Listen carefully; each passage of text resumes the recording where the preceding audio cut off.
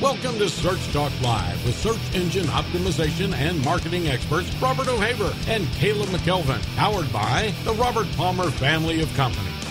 Good afternoon. My name is Robert O'Haver. Today we are talking SEO and search engine optimization as far as on-page and user experience. With me today is Caleb. How's it going, Rob? Good, man. Ready to get started today? Oh, heck yeah. We got a good one, and we're going to try to make it interesting. On-page optimization. Yes, let's talk geek. Let's talk some geek. I love it. Now, I wanted to remind everybody our show is every Tuesday at 3 p.m., and the number to call in is 855-722-006. And we can take any of your questions as far as search engine marketing or SEO or anything you might want to bring up in the digital world. No relationship questions, though, please. Yes. Yes, please refrain from that. Okay, well, let's get the show on the road here. Caleb, where do you want to start? Let's go from the top down. If you're looking at a website, what do you think? The top down. Well, when we just talk about on-page, it's really the backbone of your SEO efforts. Yeah. Don't you agree? Yeah. It all starts with what is on your website, how it's structured, how user-friendly it is. You know, I think one of the main things we see is some people just try to get up a site really quickly, just try to throw something up, kind of like trying to stick something to a wall, get it up quick, and then they start trying to drive traffic and build links. Yeah, it definitely takes some planning. I mean, you don't want to just throw something up there. It takes planning from both the back end and the front end of the website, from the design to the user experience to the navigation. I mean, you name it. So, well, before anything else can happen, and you know, we've talked about this a little bit, your website has to be structured properly. I mean, you can't just start driving traffic to it. You can't just start building links to it. It really, none of that's going to matter unless your on-page optimization is very efficient, functional, and user-friendly. Right. And as you go on, the first thing you should do when you start a website is, before you even take it live, is make sure it's got Google Webmaster Tools and Google Analytics installed on the site, because that data that you get from that is going to be worth a lot. So, I mean, you're going to find out what pages are the most, that might need to be tweaked or worked on. You'll find it, if the bounce rate is too high, or the, you're just not getting any conversions. Right. Well, I mean, I think the main mindset and the main focus, and this is what Google's been trying to do here lately, especially with the algorithms and everything that's going on, is they are all about the user experience. And if your number one mindset is not focusing on how the user is going to interact with your website, you're going to run into some issues. Yes, ranking should be second, because even if you did rank and your site wasn't up to par, you're just driving traffic to, so it to bounce off and not convert. So the main thing you need to really look at and ask yourself in everything you do on a website is, is there value in this content on this page? Is there a reason for them to convert? Is there call to actions? You have to look at it from a user standpoint, because, Google's going to reward your site for being quality. And part of that judgment, the way they judge your quality, is, looking at, analytics. I mean, everybody uses Google Analytics. So we hope so. Yeah. So, if your conversion rate is low, then you need to keep working on it. So we're going to start from the top down on that. And it looks like we have a call before we dig into it. Oh, okay. Never mind. I thought we had a caller. All right, so let's get started. Where do we start? Let's go with title tags, would you say? Title tags. That's the top of the page. That is the top of the page. These need to be creative, unique, and I think people kind of get a little too creative with them. I think they can but there's specific practices that you have to fall into, and making sure that you don't get all crazy with it. Yeah, I think what's super important to people, there's a total misconception as far as, I mean, yeah, you want to have a keyword in there. Obviously, it doesn't have to be in the front like everybody's saying. There's a misconception there. What you're really trying to do when you when you're producing a title is you want it to be almost like when you're placing an ad, something that brings people to click on your ad. So in this case, it would be a page, obviously. Mm-hmm. So, you want to write something so it's descriptive and not just stuffed with keyword after keyword, and it's got to make sense. If it reads right, and the other thing is you want to make sure that the keyword is under 58 to 60 characters. So what happens when you keep it under that in the search results, your title's not going to be cut off. So if it's all together and it makes sense and it's not cut off, then you're more likely to get clicks on it. Right. You never want to see the ... Yeah. Never want to see the ... And the new thing I'm seeing now is emoji icons. Yeah, emoji icons. So I wouldn't recommend doing that. No, I think you hit the nail on the head, though, with the title tags. It really needs to be a description of what the content is going to be about. It needs to be a nice doorway on what people are going to read, and it doesn't need to be filled with keywords. Right. It just needs to be very descriptive of what the content's about, because you never want to mislead the user. Yeah, and it's been my experience, and I've found using it in a descriptive and maybe small, somewhat call to action to the, almost like I said, with an ad or an article. If you're article marketing, how you get it's link bait or clickbait. So if it sounds interesting enough to a person that it's what they're looking for and it's relevant to the site, you're more likely to get clicks. And then I think that's all we can cover on title tags. But let's see. The next subject, let's say meta descriptions. Meta descriptions. Always love writing meta. It's always a fun thing.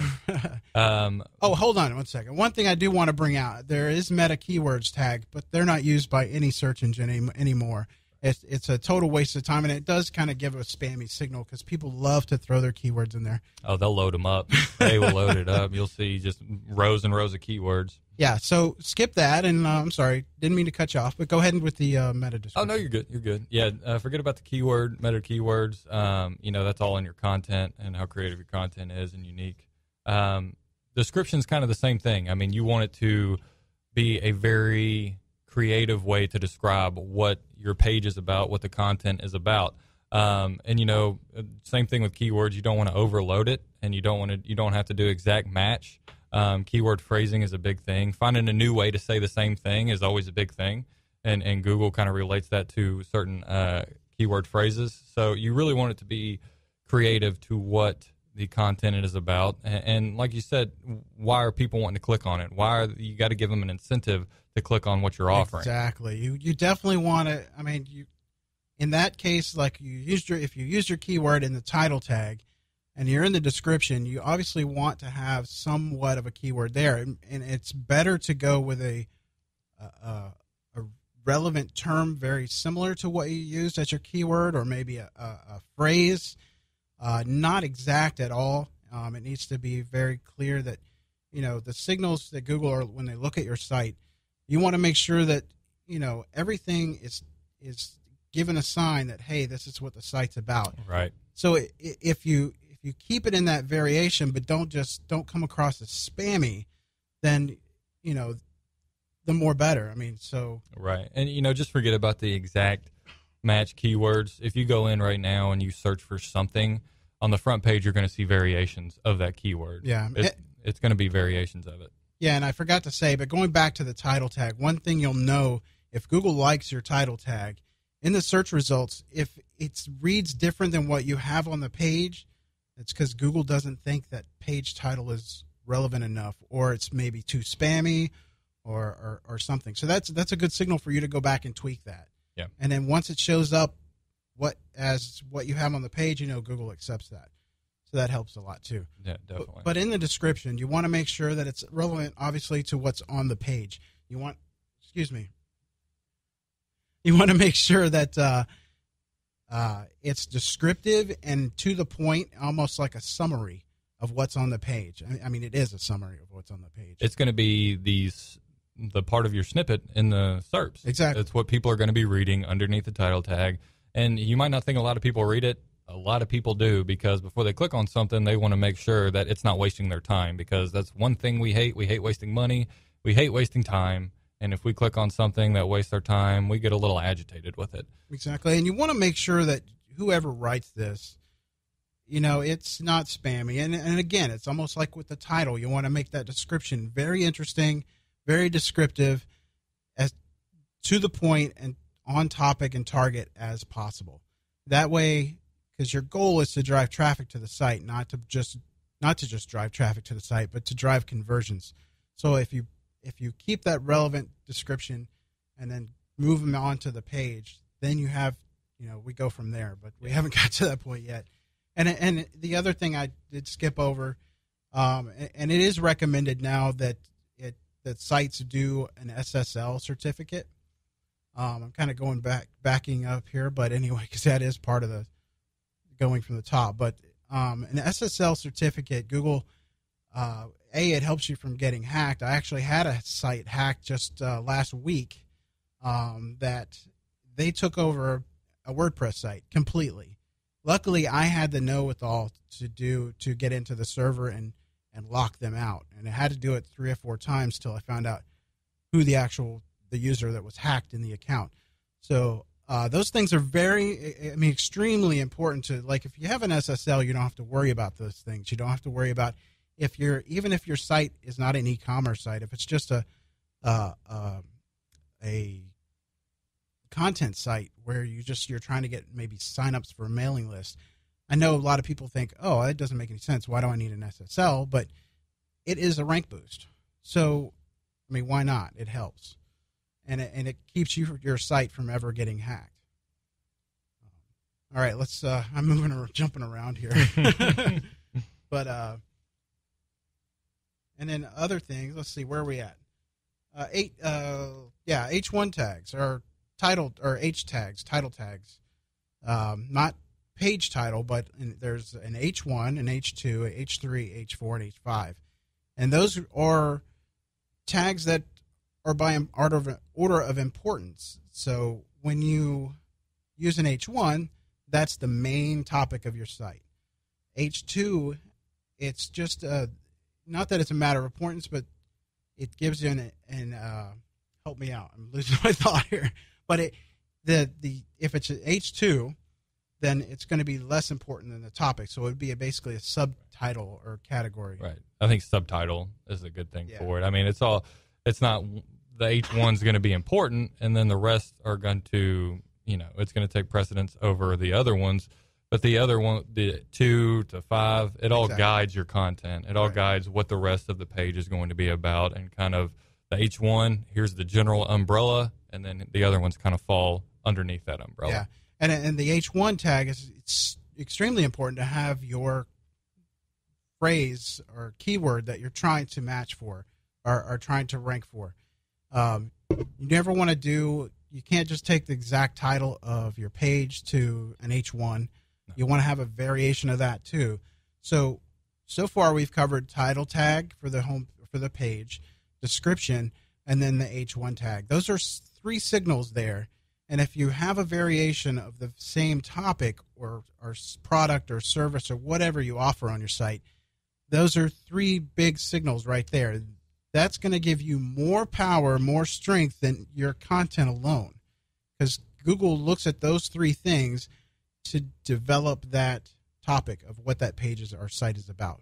I think it's important that people realize if they're building their website, they need to take time on these. They need to really think these things through, map it out, focus on the target audience at hand, and then what you're trying to portray, explain, sell, anything, what you're actually trying, what's your end goal. And I think that'll help you write each one of these creatively and make each one unique. Yeah, and then the thing you have to also take into account, whatever your H1 tag is, if you have a WordPress site, and if you share that on social media, that's going to be your title for the link for Facebook, or whether it be Twitter or LinkedIn, wherever you share it, that H1 tag is going to become your title for your share. So that one is extremely important to be creative on. That's going to get your people to click through and read your content. Yes. Read your, maybe go to other pages, all that stuff. I mean, based on the quality of the content, which is our next subject. Quality of content. That's a big one. That is a big one. That is a very big one. So many misconceptions on that. Yes, about what actually is quality content. Yeah. What is quality content, Robert? I'd tell you. Putting you on the spot. I'd tell you, but I'd have to shoot you. No. No, so quality content. Now, here's the big thing, guys. This is not like it was in 1995.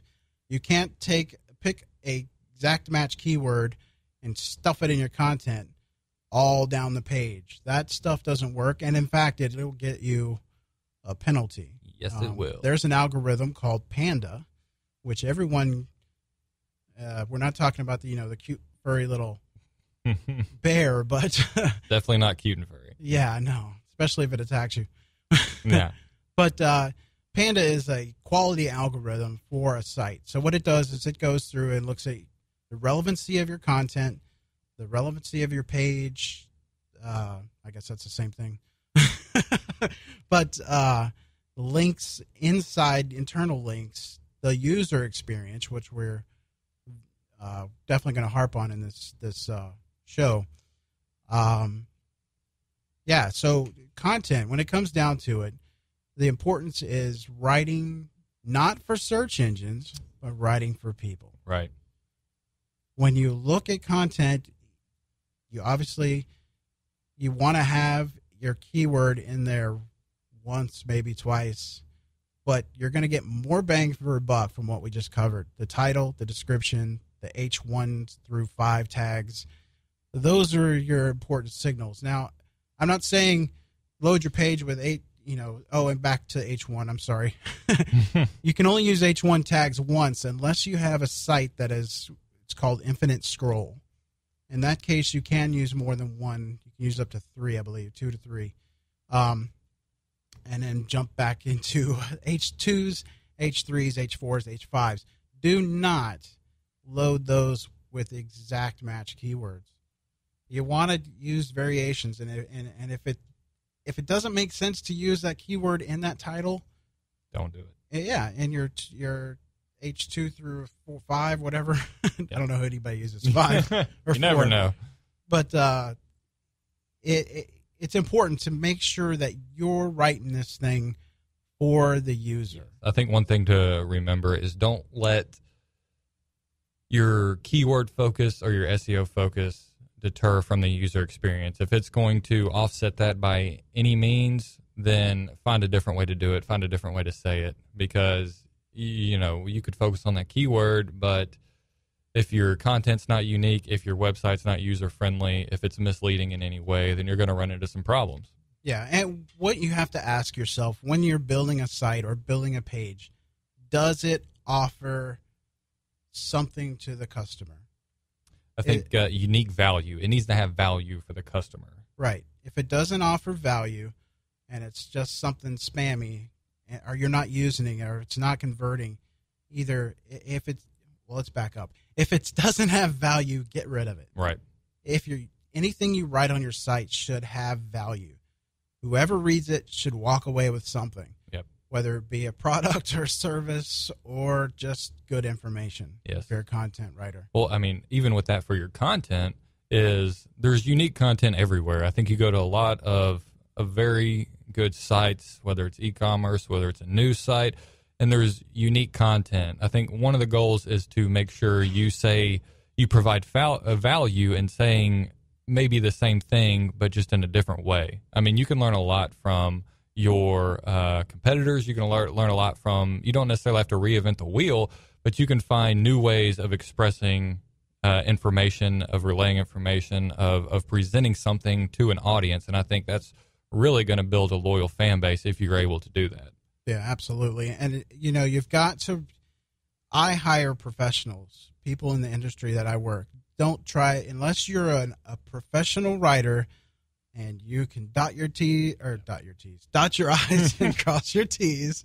See, I shouldn't be. Yeah, writing. it's a unique talent, so Robert doesn't write. But. Yeah. So no, you've got to write, whether it be for a content site that's just content marketing or an e-commerce site. That's where it gets tricky, because your writer has to write in a marketing way. They have to write so that that person that visits that first page goes to the next page. Right. They don't just bounce off. Right. So if you keep your content laser focused, and I don't know how to harp on this, but laser focused, the only traffic you're going to be driving is somebody that's interested in your product or service. So what you have to do next is create a conversion funnel. So we'll go into that on another show, because that's a whole nother topic, but definitely need to make sure that you write so that you're piquing someone's interest and make them make that next move. So the talent that it takes to write that stuff, and I can direct somebody on how to write it, but I'm not a writer. So I would definitely hire a professional writer, especially a marketing writer, or, even, just no SEO writers, because I'm telling you, and I'm going to harp on this, but you have to write quality content. The spelling has to be on, the punctuations, all that stuff needs to be highly focused and targeted on your product or service. Yes. I think that is a good point. Kind of staying away from SEO writers, because then even though when I'm writing some stuff, because I do enjoy writing sometimes, I think about, how this is going to affect search results, how it's going to affect my SEO, link building, however it's going to affect that. And I think, somebody that is not writing for SEO is going to provide a lot of value because they're going to write for one thing, and that's with the user in mind. Exactly. And who's actually going to read it and what they are going to get out of it. Yeah, you hit the nail on the head. That's the reason I say don't go to an SEO writer. Yeah. Because you're wanting to focus on the content, the customer that's coming to visit your site. Yep. Forget all the SEO as far as just the content. Everything else, if it's lined up right, you're golden. You obviously want to have your keywords in there, or variations or synonyms, but Google doesn't go off of exact match anymore. They use what I like to say, it's not even synonyms anymore. It's more like you're talking around a product or service. Yeah. You're describing that product or service. It's just not, if you're in a travel agency, it's not just travel to Puerto Rico all over the page or whatever. Right. I think they reward the sites that take the time to really focus on the user. I think they actually reward those sites. And sometimes you might search for something and you'd be like, they're at number 2 and they're loaded with keywords. I'm pretty sure they're not going to stay there very long. Yeah. They might have slipped through the crack for now, but check back in a month or so, they're probably not going to be there. So I think they're really rewarding the sites that are focusing on taking the time to really keep the user in mind and focusing on their content and their product for the user, because that's what they're all about. I know we keep harping on it. I know we keep saying it, but they are all about providing the best experience. We kind of have to, because that's the biggest misconception out there.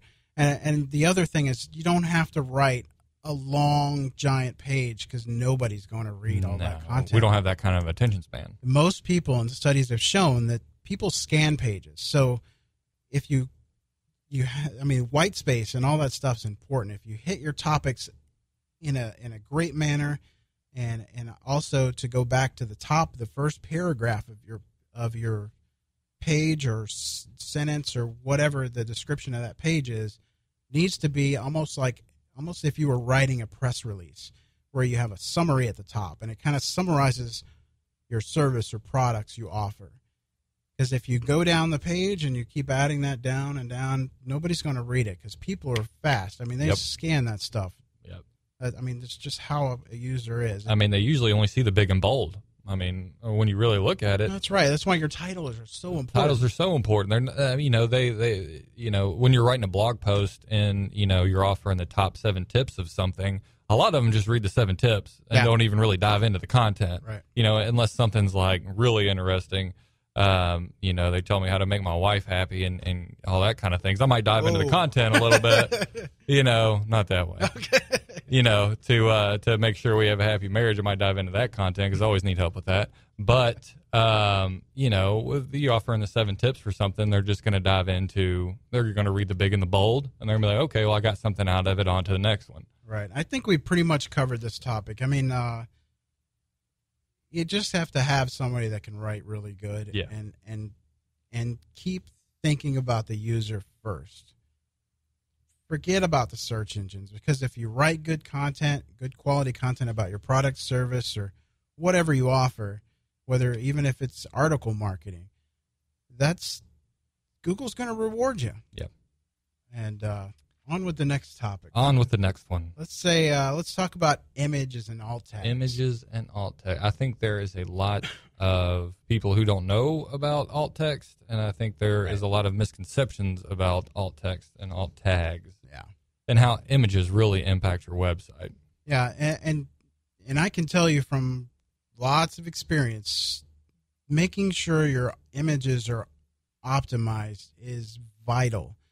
One of Google's big algorithms, and I've tested this and seen a huge jump in rankings, is the fact that load time on your site. Huge. I mean, if you take a site that's loading in 6 seconds and you bring it down to a minute and a half, or I'm sorry, 30 seconds or less, I mean, it's an amazing because that's all about. Oh, yeah. User experience. We want it now. Yeah, that's especially with mobile now. And all that stuff. And that's the other thing, but I'm going to jump on that in just a minute. Let's go back to images. You want to make sure your sizes of your images are under, let's just throw out a number. Let's say 800 kilobytes, which under 1,000, which is 1 meg. The lower you can get that down, and usually like you can use inside Word, like if you have a WordPress site, you can actually go in and optimize that image right inside WordPress. Very easy. Yeah, and then if you don't know how to do that, there's plenty of information out there that'll show you how to do that. And then you can also use something like Photoshop or anything like that to get that image quality. You might have to lower the quality a little bit, but it's not something you visually are going to see. But to make that image go faster and load on time when somebody loads it is huge, especially on a mobile device or any computer. Anything. Yeah. I mean, that's one thing that again, you kind of set it and forget it with your images. You think you got an image on there. Well, okay, you're enhancing the user experience because you're providing visuals now. Mm-hmm. Well, what you really might be doing is slowing down your website, and that's an indicator for Google to say, on to the next one, because somebody is up quicker, faster, and providing it more easily to the user than you are. Yep. Now let's talk about alt text. Alt text's ALT. ALT. Yes, is originally it was created for the blind, or not the blind. The blind. Computers can read that to them and tell them what's in that image. And then what it's mainly used for nowadays is to describe what is in the picture. Yes. A lot of people stuff it with keywords. But please don't do that. It's supposed to describe really not necessarily what's in the picture, but what's on the page. It's not long. It's very short. Yeah. I mean, it's that's what it is. It's a tag. It's something really short, descriptive, a few words saying what this image is about and how it relates to the content it is in. Yeah, I believe it's supposed to be under 25 characters, something like that. I believe so. Yeah. So, and then now that not to be confused with a title, there's a title attribute for links, and then there's an alt tag for images. So again, just be descriptive and on target with your page and content. And if you have multiple images on your site, you obviously don't want to use the same exact match or phrase on every image, because then that comes across spammy. So you definitely want to make sure that there's a variation of that. Yes. I know you touched on load speed. I think it's important for you to consistently check your load speed. after you add a new article, new page, new, anything you got going on your website, images, consistently check your load speed and see what speed it's running at. Yep, that specific page. And you can use, I use a tool called Pingdom Tools. It's free, and you can go to it. It's at tools.pingdom.com. But anytime you publish a new page, you put it in the URL into that site, and it will tell you how fast your site loads. It'll give you a breakdown of load times of each thing, whether it be your images. It'll tell you if your images are. It won't tell you. It won't say, "Hey, that image is too big," but you can see the size and how long it takes to load it. JavaScript, all that stuff, and then you can go in and tweak that. I was working on a site today that we found that the JavaScript was taking too long to load. When I disabled it, first I made it load last, and then I loaded it in and stopped it from loading because it didn't need it.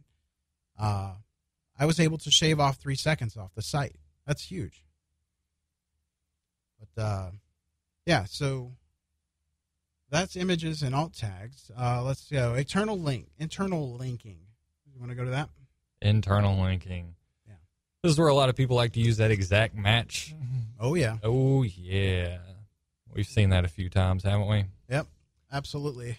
The one thing I do want to throw at you, and I see quite a bit, old school SEO tactics where they throw a ton of links in the footer of the website. Yep. Those should only be your top level pages. Or when I say top level, I mean your pages that are most important, whether it be a category. Whoops, I hit the microphone. A category or a product, obviously, or a service. Your contact page, your about us page. You just don't want it to come across spammy. If it's a cat, call it a cat. If it's about us page, call it the about us page. Don't say about us, keyword, whatever. Right. So, you want it to be exactly what it is. Well, internal linking, I think, it's very effective when it's natural. I mean, like you said, you don't want to, if you say are an SEO company and you offer SEO services, you don't want that all over your page, and then SEO company, you're linking it straight back to you every time. I mean, you want it natural. You can link to your inner pages. Like you said, you don't want an exact match. If it's your About Us page, your About Us page. If it's a certain services page, then it's your certain services page, whatever it is. But, you don't want to load it up with internal links. It's got to be natural. It can't be spammy, and you want it to your most important content. And again, it's all about the signals that Google's going to read on your site. Yes. Yeah, Google might not hit your entire page at one time. Sometimes it'll load just the half of it and then come back and index the lower half. But what's really important is keep your site, the whole thing, targeted, laser targeted to whatever your topic, service, product, whatever it is. Yep. And when we go to navigation, there is nothing you should look at. Navigation should be natural. It should not be. It should be user friendly. Very user friendly. A person that visits your site should be able to get to what they're looking for in 2 to 3 clicks. Well, one thing I've told some people that I've assessed their site is it feels like I'm fighting against your site to actually find where I want to go. It hasn't been easy. It hasn't been visible on here's what I want to get to and here's how I get to it. There's actually a lot of websites like that, and I feel like I'm fighting it. And when you do that, that's going to increase your bounce rate tremendously because, like I said, somebody else out there is offering the same thing, and it's easier to navigate and easier to access. So, once again, people are just going to leave your site because we want it now. We want it easy to navigate, easy and simple to understand, and we want it right there for us. Yeah, definitely. I mean, I've seen so many times where a funnel, they somewhat created a funnel, but it's somebody that's browsing. And what happened is they got to the last page and there was no navigation. Yeah. They couldn't get to the other products. They're like, hello. But anyway, I mean, you want to make it so you obviously want to have a funnel. So you want to make sure that you are driving people into that funnel. whether it be if you're a content writer, maybe it's relevant or similar topics to that page they were just reading. Bring them to another page and let them read another topic. Or if it's a product or service, you obviously want to lead them into that shopping cart. Yep. If it's an e-commerce site. And that goes back to content and making it interesting. Yep. I think easy to navigate is pretty big. I also think it needs to be attractive. Your website needs to be attractive. I think, yeah. We are very visual beings, and if your site is not attractive, one thing I think having a visually pleasing site is you kind of you put yourself as an authority, because people see, hey, this looks really good. Their content, their product, whatever they are offering must be really good. And so I think making sure your site is visually attractive is big. As might not be a ranking factor, but I think it's going to grab a loyal following. Yeah. Now this all goes back, and if you think that once you build your site and you add that content, you're done, no way. Think again. Yeah. You are going to live in Google Analytics and Webmaster Tools. Yes. At least you need to. If you're not, then you've got some issues. You're doing yourself a disservice because, Webmaster Tools will tell you everything. If you have a broken link or a page missing, I guess that's the same thing. But if your site is taking too long to load, or if you have spammy links, you can go in there and fix those things. And and that's a whole nother topic. We're going to go into disavow and all that stuff. Yeah. But anything you need to know, what links, what keywords are coming up for in Google. It's all right there. Same thing with Bing. I would even hook up Bing Webmaster Tools. Definitely. It's just amazing that they tell you everything that's going right and everything that's going wrong. Absolutely. It's just up to you to take care of it. Yeah. And so there's a lot of information, a lot of feedback that you're getting, and it's some might be simple to fix, some might take a little time, but they're all fixable. Right. And there's everything from crawl errors to if Google can't crawl your site, I think that's important. You need to know that. And to go back to WordPress, I think it's funny, but this is a very common mistake. People, when they're developing a site, they'll put in the settings, they'll put up it tells Google don't index this site while they're developing, and they forget to turn that off. Yeah. Check and see if your site's being indexed. That could be simple. You can see it in Webmaster Tools, or you can do a site search, just site : and look for your website. And if it's not being indexed, then you need to change that. Yeah, Google, the Webmaster Tools will tell you that. And then also add a sitemap. Do not forget sitemap. The sitemap is so vital because it tells, if you put it into Google Webmaster Tools, it's going to tell Google, here's my pages. And then if you're in WordPress, it's going to ping them every time that you set up a new blog post or a page. And it tells Google, hey, come. Yep. Here's the dinner bell. It's like a roadmap for their crawl as well. It gives them guidance on, here's how our website's set up. Here's how you go. That's what it is. Site map. It tells it, here's where it is. Now go find it. Yep. And that's going to get your pages indexed faster, and start going from there. And that's another topic we're probably going to be covering is what do you do once you build a site? Yeah.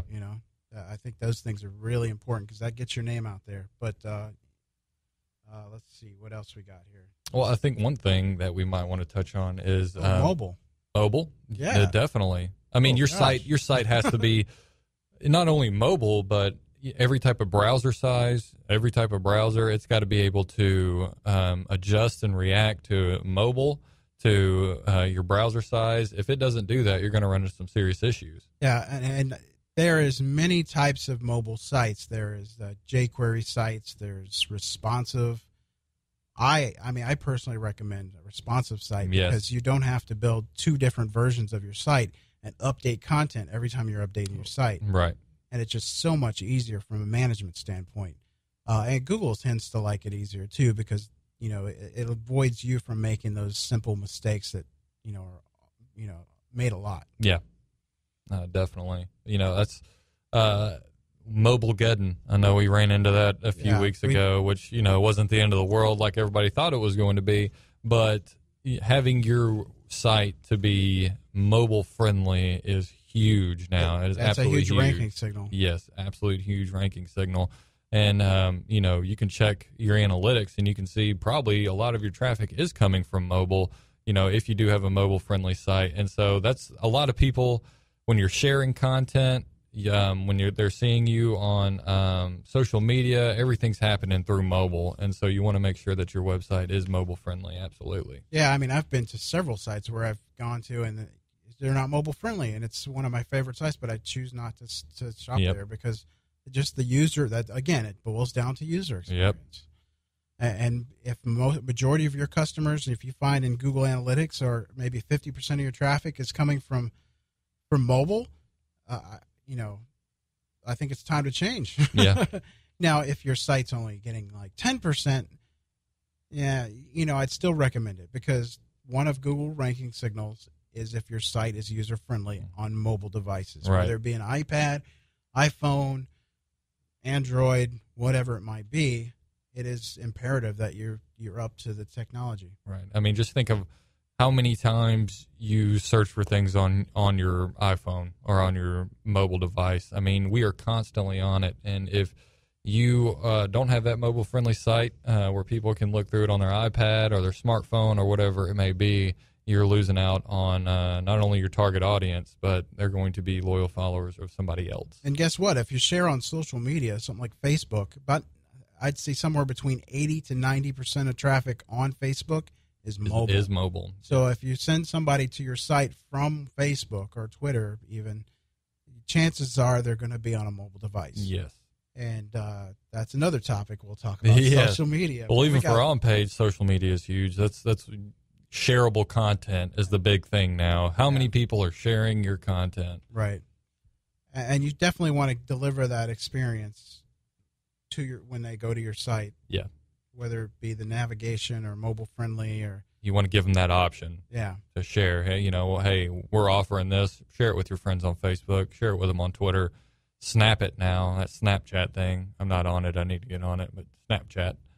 I'm not much of that, but I'm an Android user. So, but I think that covers pretty much. I mean, there's so many things we could talk about here that lead off of just this topic. Right. But, could you think of anything I might have forgot? No, I mean, I think those are we covered a lot of bases there, especially just of what we covered. There's a lot that you can go and look at your site and see if it falls into these categories and if it's following the best practices. I mean, this can keep you busy for days, sometimes even weeks, and completely monitoring this, consistently monitoring it, and making sure that you are providing your target audience the best experience possible. Absolutely. And one topic I would like to touch on a little bit here is the fact that Google Analytics will tell you everything about your site. Yes, it will. Whether the person visiting your site is bouncing off the site, which, and for those of you who don't know what a bounce rate is, it's when a person goes to your website, visits one page, and then leaves. That can tell you, along with other signals, can tell you that maybe you need to tweak your content or that page in general. I mean, it can even help you adjust your target audience. It'll show you the demographics of the people that are coming to your website, that are searching for this specific page, for this specific keyword. What are those demographics? Are you targeting the wrong audience, or do you hit the nail on the head? So you can really adjust your content, adjust your audience for who you're marketing to. I mean, it gives you a plethora of information. You could spend all day in your analytics and analyzing. Yeah, it can tell you which pages are your popular pages. Obviously you're going to know that if it's a product or a service, but you can go down and, with all that historical data, like if you're creating an ad for AdWords, or you're creating an ad for Facebook or Twitter or whatever you may be advertising on, you can go dive right into your analytics and say, okay, the ages from 35 to 55 and my, average income or housing, all that stuff. You can dig down deep into that, especially, and by doing that, you're going to pay less per click. And that's another topic. Yeah. And increase your conversions. Exactly, because you're laser focused. So now that you've got all your site and everything laser focused, guess what? Let's say what? What? What? What, Rob? You're going to have quality traffic, regardless if it's organic or paid. Yep. Preach it, brother. Yes. So I think that's going to cover the show today. Don't forget, every Tuesday from 3 p.m. To 4, we are going to have our show. You can call in. The number is 855-722-0006. Again, that's 855-722-0006. Thanks for listening, guys. Till See you next week. Search Talk Live is a presentation of the Robert Palmer family of companies.